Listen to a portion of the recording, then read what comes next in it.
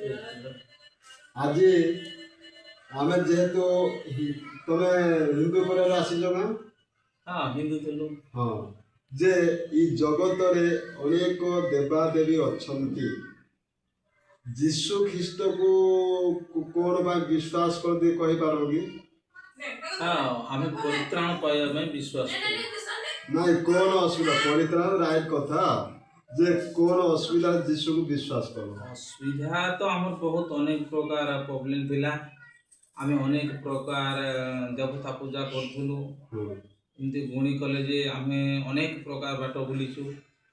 एते बुदागाडर देजु कुकुड़ा घियो शिप देगी एते 2,60,000 टंका आमे खर्च करचु। हेले कोठे आमे सुस्थ पाई पारिलु नाही। आमे जेतबेले मते जेतबेले कहथले लोक तमे क्रिश्चियन जीशु डाक तुमे सुस्थ होइजो बोली जेतबेले कहथले मु सेतबेले प्रभुଙ୍କର विषय मु जानि नथिले। सेतबेले मु ताको विषय प्रभु मु बहुत अपमानित कथा कहिछि ताको बहुत घृणा करथिले। ताको मु बहुत घृणा करथिली। सेतबेले प्रभु एमती आशीर्वाद कले जे जेतबेले आमे सब आडो निराश थलु जेतले टंका पैसा हमर सब सरी गला आ कोन करबु प्रभु ताको निकटू गलु गलु जल्दी से माने हमकु सब सुखरे हमर सब समस्या चिंताधारा सब दूर करजन। आमे एबे सुस्थ रे अछु कोनसी असुविधा नाही। आमे सेति पय प्रभु को विश्वास करू।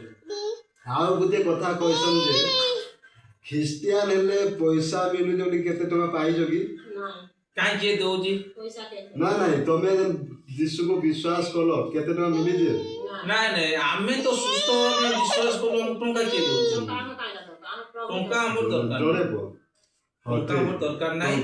आमे केवल प्रभु ही हमर दरकार।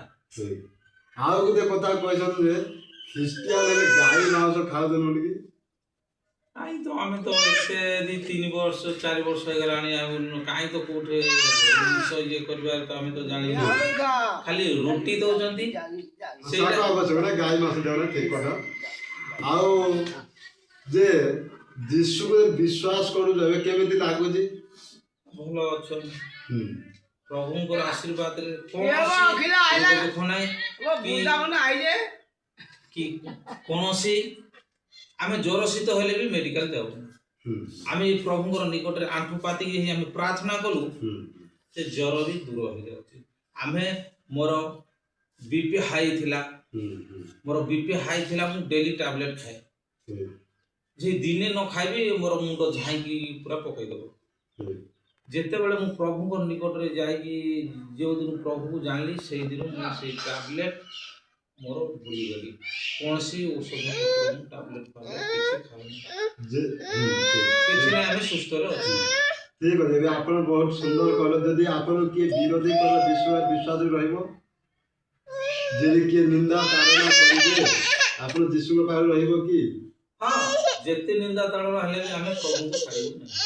बहुत धन्यवाद जहा कि आज ए जगत मध्य रे अनेक कहते ख्रिस्टियन हेले पलवन बोलिकी आमे बहुत सुंदर ई भाई भाउजन सुननु जे सेमाने कहते आमे यीशु जो समस्या रे थिनु प्रभु को जाननु प्रभु हम समस्या दूर कले जाई यीशु को विश्वास कर सर बहुत आनंद रे अछंदी। एटा ख्रिस्टियन लाइफ रे कोन मन परिवर्तन कर कारण स्वर्ग राज्य सनिकत आउ रे जिंस जदि आमे यीशु को विश्वास करनु आमो अनंत जीवन मिली अछि मिलिबो।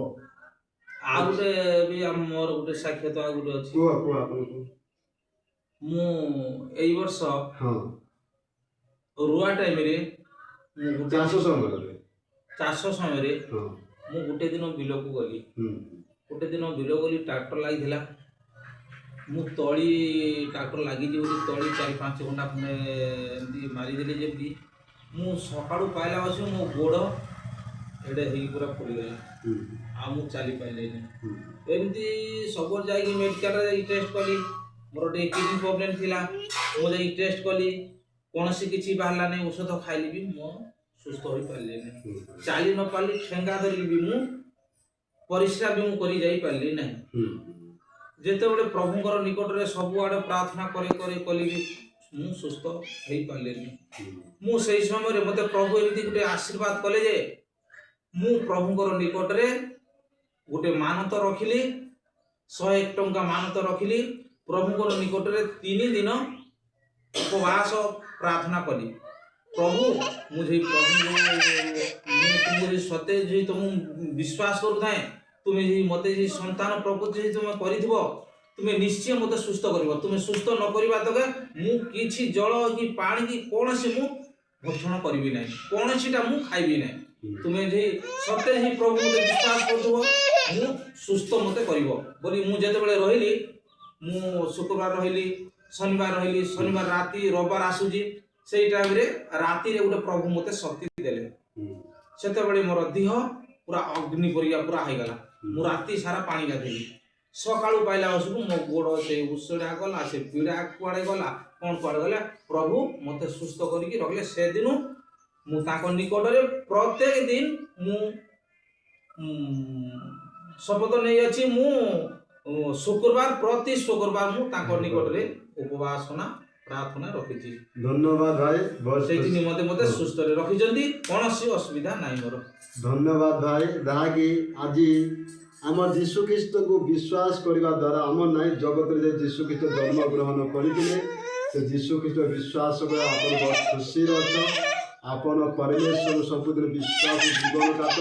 ଆମକୁ ଗୋଟିଏ ଦର୍ଶନ ଦେ, ଆମକୁ ପରିତ୍ରାଣ ଦରକାର, ଅନନ୍ତ ଜୀବନ।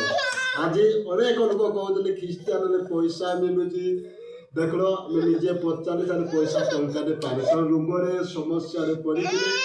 ପ୍ରଭୁ ଯୀଶୁଖ୍ରୀଷ୍ଟ ବିଶ୍ୱାସ କରି ଆଜି ବହୁତ ଆନନ୍ଦରେ ଅଛନ୍ତି। ଏ ଛୋଟିଆ ଚାକିରି ଭାଇ ଭାଉଜ ପ୍ରଭୁ ଆଶୀର୍ବାଦ କରନ୍ତୁ। ଆମେନ୍।